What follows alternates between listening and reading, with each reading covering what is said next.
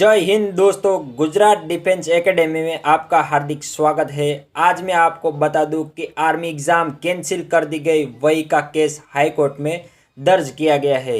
जब तक कोई सुनवाई नहीं होगी तब तक आर्मी भर्ती के फॉर्म नहीं आएंगे। पूरी इंडिया में ऐसे कई सर ने हमारा साथ दिया है और वही उन्होंने फौजी है जो आर्मी एग्ज़ाम को कैंसल केंद्र सरकार ले और फिर नई भर्ती करवाए। इसीलिए जो भी आर्मी दोस्त सिलेक्टेड है वो अपनी तैयारी जारी रखे और हौसला रखे। आपको पता ही है कि अग्निवीर की योजना हमारी सरकार ने बाहर निकाली है, तो उस सिलसिले में यह बात हुई है और हमारी भर्ती रद्द की गई है। तो हमारी चैनल में बने रहिए। मैं दूसरी भी एक अपडेट बता दूं कि हमारे 25 जुलाई 2023 में हमारे नए राष्ट्रपति चुने गए हैं, जिसका नाम है द्रौपदी मुर्मू। जो राष्ट्रपति बने हुए हैं वो 14वें राष्ट्रपति रामनाथ कोविंद। कौन थे? 14वें राष्ट्रपति रामनाथ कोविंद थे। वो रिटायर हो गए उनके पद पर। आज 25 जुलाई 2023 के दिन द्रौपदी मुर्मू ने राष्ट्रपति शपथ ग्रहण की है। और भी एक नई अपडेट आपको बता दूं कि कल 26 जुलाई कारगिल विजय दिवस। आप सबको शुभकामनाएं। हमारे उस दिन पाकिस्तान के साथ 60 दिन के युद्ध हुए थे। 60 दिन तक युद्ध चला था, उनमें हमारे भारत का विजय हुआ था। कई सैनिकों ने अपनी जान गंवाई थी और शहीद भी हुए थे। उन शहीदों की श्रद्धांजलि देते हुए मैं आगे बढ़ता हूँ। आज मैं आपके लिए इम्पोर्टेंट प्रश्न जो भी आर्मी एग्ज़ाम में पूछे गए हैं, पिछले साल जितने भी एग्ज़ाम हुए हैं उन सभी एग्ज़ाम से यह प्रश्न रिलेटेड है, तो आप इनमें से एक भी प्रश्न मत गवाइए। आज मैं टोटल 30 प्रश्न लाए हूँ। कितने दोस्तों? टोटल 30 प्रश्न लाए हैं। तो उनमें से आपको 25 या 20 सही करवाने हैं। अगर आपको 25 प्लस होगा तो वह आपकी तैयारी बेहतरीन होगी। जोश और जुनून के साथ आप तैयारी करते हो। अगर आपको 20 में से कम हो तो आप ज़्यादा तैयारी करने पड़ेगी और हमारे चैनल में बने रहने पड़ेगी। आगे बढ़ते हैं दोस्तों कि हमारे चैनल में आप नए हो तो हमारे चैनल को लाइक करें, ज़्यादा से ज़्यादा दोस्तों को शेयर करें और हमारे चैनल को सब्सक्राइब करके बेल आइकन को ऑन करें, ताकि आने वाली हर एक अपडेट और हमारा वीडियो आपको पहले से पहुंचे। तो चलिए आज का सेशन शुरू करते हैं। टोटल प्रश्न की संख्या दोस्तों बता दूं कि 30 है। कितनी है? 30 प्रश्न संख्या है। और उनमें से पहला प्रश्न है कि किस भारतीय नागरिक को नोबेल शांति पुरस्कार 2014 से सम्मानित किया गया था। मैं यहाँ अगले वीडियो में मैं बता दूं कि ऑप्शन देता था, लेकिन आज मैं ऑप्शन नहीं डालूंगा क्योंकि हमारे पास टाइम वक्त कम हो, इसलिए मैं जल्दी से चलूँगा और मात्र थोड़े मिनटों में आपको 30 प्रश्न का सॉल्यूशन करवा दूंगा। तो बने रहेगा हमारे वीडियो के साथ। प्रश्न हमारा है कि किस भारतीय नागरिक को नोबेल शांति पुरस्कार 2014 से सम्मानित किया गया था। तो उसका आंसर सही है कैलाश सत्यार्थी। क्या रहेगा? कैलाश सत्यार्थी आपको याद रखने का है। दूसरा प्रश्न है कि श्री वेंकटेश्वर स्वामी वन्यजीव अभयारण्य किस राज्य में स्थित है। श्री वेंकटेश्वर स्वामी वन्यजीव अभयारण्य किस राज्य में स्थित है। तो यह आंध्र प्रदेश में स्थित है। किस राज्य में स्थित है दोस्तों? आंध्र प्रदेश में स्थित है। आगे बढ़ते हैं कि भारत में योजना आयोग को भंग कर 1 जनवरी 2015 से किस नई आयोग की स्थापना की गई थी। किस नई आयोग की स्थापना की गई थी दोस्तों? नीति आयोग की।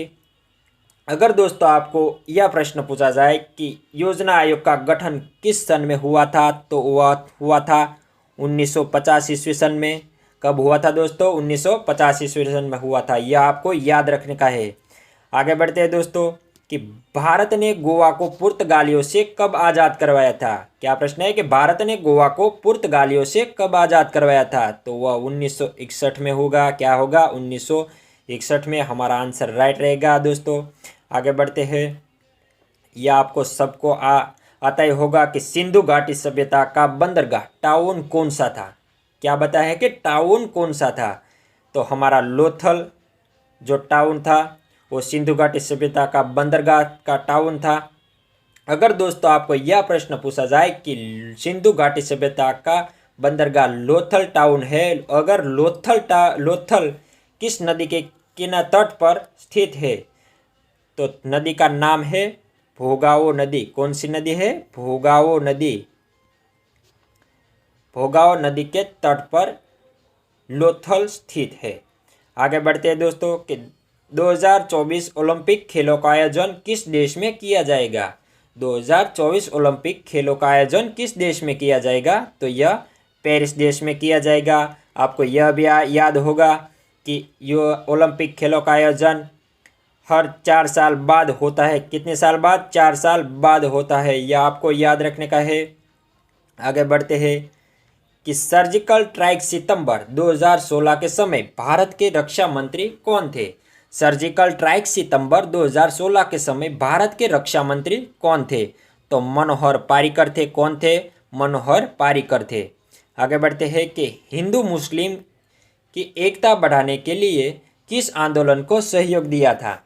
हिंदू मुस्लिम एकता को बढ़ाने के लिए किस आंदोलन को सहयोग दिया था? तो खिलाफत आंदोलन को सहयोग दिया था। किसको दिया था? खिलाफत आंदोलन को सहयोग दिया था। आगे बढ़ते हैं, पंडित केलोचरण महापात्र यह नाम किससे जुड़ा है? पंडित केलोचरण महापात्र यह नाम किससे जुड़ा है? तो ओडिसी नृत्य से जुड़ा हुआ है, जो उड़ीसा राज्य का नृत्य है। आगे बढ़ते हैं कि ध्वनि तरंगों को विद्युत तरंग में परिवर्तित करने वाले यंत्र को क्या कहते हैं? ध्वनि तरंगों को विद्युत तरंगों में परिवर्तित करने वाले यंत्र को क्या कहते हैं? तो इसे माइक्रोफोन कहते हैं। क्या कहते हैं? माइक्रोफोन। आगे बढ़ते हैं, 11वां प्रश्न है कि भारतीय संविधान की प्रस्तावना में समाजवादी और धर्मनिरपेक्ष शब्द कब जुड़े गए थे? भारतीय संविधान की प्रस्तावना में समाजवादी और धर्मनिरपेक्ष शब्द कब जुड़े गए थे? तो यह 42वां संशोधन था। और कब हुआ था? 1976 में। कब हुआ था? 1976 में 42वां संशोधन था। 12वां प्रश्न है कि वायसराय भारत में किसका प्रतिनिधित्व करता है? क्या है 12वां प्रश्न कि वायसराय भारत में किसका प्रतिनिधित्व करता है? तो ब्रिटिश शासन का प्रतिनिधित्व करता है। किसका करता है? ब्रिटिश शासन का। बाणभट्ट ने किन किन ग्रंथों का प्रणयन किया था? 13वां प्रश्न क्या है कि बाणभट्ट ने किन किन ग्रंथों का प्रणयन किया था? तो हर्षचरित और कादंबरी। किनका दोस्तों? हर्षचरित और कादंबरी। आगे बढ़ते हैं कि शिवाजी द्वारा अष्टमेत्री नामपद किए गए थे, उन्हें क्या कहा जाता है? शिवाजी द्वारा अष्टमेत्री नामपद किए गए थे, उन्हें क्या कहा जाता है? तो उसे अष्टप्रधान कहा जाता है। क्या कहा जाता है? अष्टप्रधान कहा जाता है।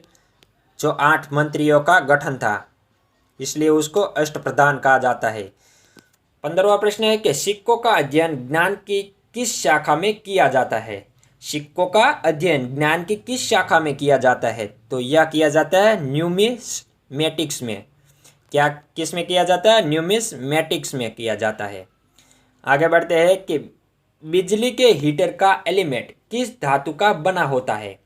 बिजली के हीटर का एलिमेंट किस धातु का बना होता है? तो यह नाइक्रोम का बना होता है। किसका बना होता है दोस्तों? नाइक्रोम का बना होता है। आगे बढ़ते हैं कि कारगिल युद्ध के समय भारतीय सेना के जनरल कौन थे? मैं आगे बता दिया था कि हमारा 26 जुलाई को कारगिल विजय दिवस था। तो यह रिलेटेड प्रश्न अब हमारे सामने आ गया है कि कारगिल युद्ध के समय भारतीय सेना के जनरल कौन थे? तो कौन थे दोस्तों? वो थे वीपी मलिक थे। वीपी मलिक वो कौन थे दोस्तों? कि जनरल थे। वो अभी हाल में भी पद ग्रहण करे हुए हैं और अग्निपथ की योजना इन्होंने निकाली है। जो भी दोस्तों अग्निपथ की योजना को विरोध कर रहे थे, तो वीपी मलिक ने उन्हें रोकने के लिए उनके ऊपर केस दर्ज करवाने का आदेश दिया था। वो था वीपी मलिक। आगे बढ़ते हैं दोस्तों कि रियल एडमिरल पद किस सेना के किस अंग में है? रियल एडमिरल पद किस सेना के किस अंग में है? तो यह है जनरल जल सेना। जल सेना से संबंधित है। किसका अंग है? जल सेना का अंग है। रियल एडमिरल पद जल सेना से का अंग है। 19वां प्रश्न है कि राष्ट्रीय वनस्पति अनुसंधान संस्थान कौन से शहर में स्थित है? राष्ट्रीय वनस्पति अनुसंधान संस्थान कौन से शहर में स्थित है? तो यह लखनऊ शहर में स्थित है। कौन से शहर में? लखनऊ। आगे बढ़ते हैं दोस्तों कि नाबा कालेबाड़ा उत्सव किस राज्य में मनाया जाता है? नाबा कालेबाड़ा उत्सव किस राज्य में मनाया जाता है? तो यह उड़ीसा राज्य में मनाया जाता है। किस राज्य में मनाया जाता है? उड़ीसा राज्य में मनाया जाता है। आगे बढ़ते हैं कि रोम साम्राज्य किसने स्थापित किया था? रोम साम्राज्य किसने स्थापित किया था? तो ऑगस्ट सीसर ने स्थापित किया था। किसने किया था? ऑगस्ट सीसर ने दोस्तों। 22वां प्रश्न है कि होमी भाभा पुरस्कार किस विशेष योगदान के लिए दिया जाता है? होमी भाभा पुरस्कार, या दोस्तों हमारा प्रश्न थोड़ा कंफ्यूज है कि होमी भाभा क्या रहेगा? होमी भाभा पुरस्कार किस विशेष योगदान के लिए दिया जाता है? तो यह दिया जाता है परमाणु ऊर्जा के लिए। किस लिए दिया जाता है दोस्तों? परमाणु ऊर्जा के लिए। आगे बढ़ते हैं कि मानव शरीर में एक ऐसी हड्डी जो किसी दूसरी हड्डी से जुड़ी नहीं होती। मानव शरीर में एक ऐसी हड्डी जो किसी दूसरी हड्डी से जुड़ी नहीं होती, तो कौन सी हड्डी है दोस्तों? हायोइड। कौन सी हड्डी है? हायोइड, जो हड्डी हमारे शरीर में होती है। आगे बढ़ते हैं कि भारतीय संविधान के अनुसार विदेश नीति कौन से अनुच्छेद में होती है? भारतीय संविधान के अनुसार विदेश नीति कौन से अनुच्छेद में होती है? तो अनुच्छेद 51 के तहत होते हैं। किस तहत? अनुच्छेद 51 के तहत होते हैं। 25वां प्रश्न देखिए कि बांग्लादेश के बंटवारे के समय कितने देशों के मध्य युद्ध हुआ था? बांग्लादेश के बंटवारे के समय कितने देश के मध्य युद्ध हुआ था? तो यह 3 देश के बीच युद्ध हुआ था बांग्लादेश के बंटवारे के समय। आगे बढ़ते हैं कि ज्ञानपीठ पुरस्कार पाने वाले पहले व्यक्ति कौन थे? ज्ञानपीठ पुरस्कार पाने वाले पहले व्यक्ति गोविंद शंकर कुरूप थे। कौन थे? गोविंद शंकर कुरूप थे। भगवान वेंकटेश्वर मंदिर किस राज्य में स्थित है? मोस्ट टाइम पे दोस्तों आपको याद रखने का है। क्या है? मोस्ट टाइम पे प्रश्न है कि भगवान वेंकटेश्वर मंदिर किस राज्य में स्थित है? तो यह किस राज्य में है? आंध्र प्रदेश में है दोस्तों। यह याद रखने का है, मोस्ट टाइम पे प्रश्न है। आगे बढ़ते हैं कि यमुनोत्री मंदिर किस राज्य में स्थित है? क्या है प्रश्न कि यमुनोत्री मंदिर किस राज्य में स्थित है? तो यह उत्तराखंड राज्य में स्थित है। किस राज्य में? उत्तराखंड राज्य में स्थित है। तिब्बत में सांगपो कहलाने वाली नदी कौन सी है? तिब्बत में सांगपो कहलाने वाली नदी कौन से? तो वह ब्रह्मपुत्र नदी है। कौन सी है? ब्रह्मपुत्र नदी है। लास्ट वाला प्रश्न है हमारा कि वायुसेना का कौन सा पायलट 27 फरवरी 2019 को पाकिस्तान क्षेत्र में उतर गया था? लास्ट प्रश्न क्या है कि वायुसेना का कौन सा पायलट 27 फरवरी 2019 को पाकिस्तान क्षेत्र में उतर गया था? तो यह था अभिनंदन। कौन था? अभिनंदन। दोस्तों आज का यह 30 प्रश्नों का क्लास हमारा यहाँ पूर्ण होता है। आपको हमारा क्लास अच्छा लगा हो तो लाइक करें, ज़्यादा से ज़्यादा दोस्तों को शेयर करें। फिर से बता दूं दोस्तों कि हमारे चैनल नए हो तो हमारे चैनल को सब्सक्राइब करके बेल आइकन को ऑन करें ताकि हमारी हर एक वीडियो आपको पहले मिल सके।